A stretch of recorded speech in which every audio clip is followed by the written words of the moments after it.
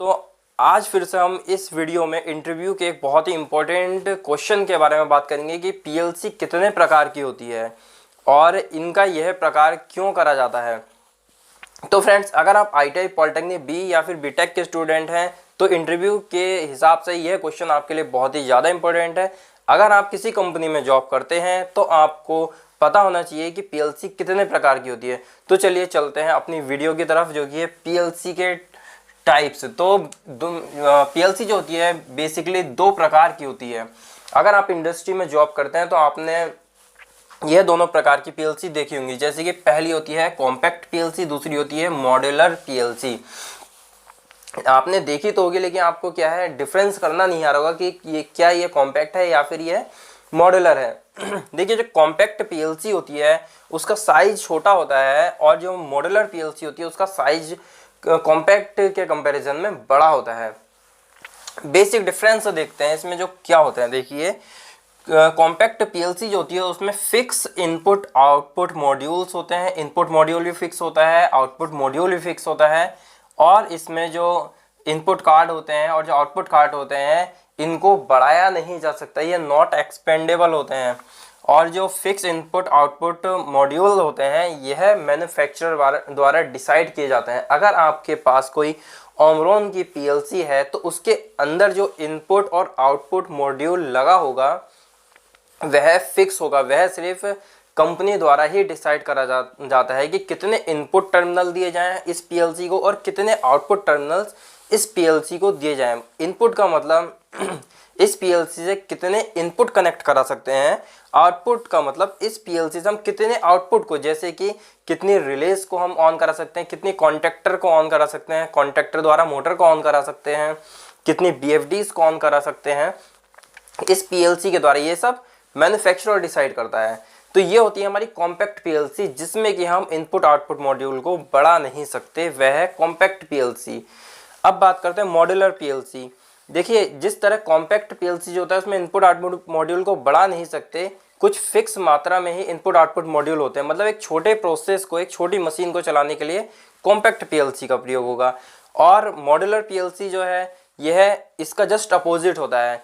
छोटे प्रोसेस को करने के लिए कॉम्पैक्ट पीएलसी और बड़े प्रोसेस या फिर ऑटोमेशन को करने के लिए एक ज़्यादा बड़ी पीएलसी की आवश्यकता होती है। तो इसमें क्या होता है मॉड्यूलर पीएलसी में। देखिए, मॉड्यूलर पीएलसी में जो बेसिक चीज़ होती है इसमें मॉड्यूल्स को बढ़ा दिया जाता है। इनपुट आउटपुट मॉड्यूल्स की संख्या को बढ़ा सकते हैं हम। तो ये बेसिक डिफरेंस होता है इसमें। देखिए, कुछ इस तरीके से। देखिए, मॉड्यूलर पीएलसी का मैंने एक थोड़ा छोटा सा एक ब्लॉक डायग्राम बना रखा है। यहाँ पर क्या है, एक पावर सप्लाई होती है। मॉड्यूलर पीएलसी में सबसे पहले क्या है, पावर सप्लाई होती है, फिर एक कम्युनिकेशन मॉड्यूल होता है। कम्युनिकेशन मॉड्यूल के साथ ही इसमें एक सीपीयू, इसमें कॉम्पैक्ट हो या मॉड्यूलर हो, सीपीयू दोनों में प्रयोग होता है। फिर इसमें सीपीयू लगा होता है।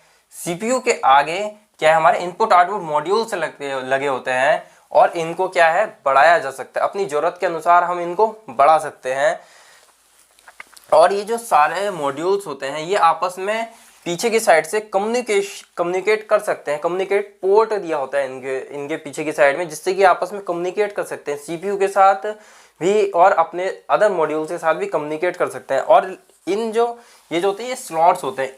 अगर ये इनपुट मॉड्यूल है, हो सकता है ये एनालॉग इनपुट है, ये डिजिटल इनपुट होगा, तो इनको क्या हम निकाल कर, अगर ये कभी ख़राब हो जाता है इनपुट मॉड्यूल तो हम इसको दूसरा लगा सकते हैं इसमें। और ज़रूरत पड़ने पर हम इनको बढ़ा भी सकते हैं अपनी आवश्यकता के अनुसार। जैसे कि कोई मशीन है, वह किसी प्रोसेस को कर रही है, अगर हम इस प्रोसेस को बढ़ाना चाहते हैं तो हम उसमें एक और इनपुट मॉड्यूल लगाकर और इनपुट आउटपुट मॉड्यूल लगाकर उस प्रोसेस को बढ़ा सकते हैं। बस हमें प्रोग्राम में थोड़ा सा चेंज करना पड़ेगा इसके लिए। तो ये बेसिक डिफरेंस होता है कि कॉम्पैक्ट पीएलसी में जो इनपुट आउटपुट मॉड्यूल्स होते हैं वह फिक्स होते हैं और मॉड्यूलर पीएलसी में हम इनपुट आउटपुट मॉड्यूल्स की संख्या को बढ़ा सकते हैं। इनपुट आउटपुट मॉड्यूल कार्ड को हम बढ़ा सकते हैं, जैसे कि डिजिटल कार्ड को बढ़ा सकते हैं, एनालॉग कार्ड को बढ़ा सकते हैं। तो ये बेसिक डिफरेंस होता है इन दोनों में।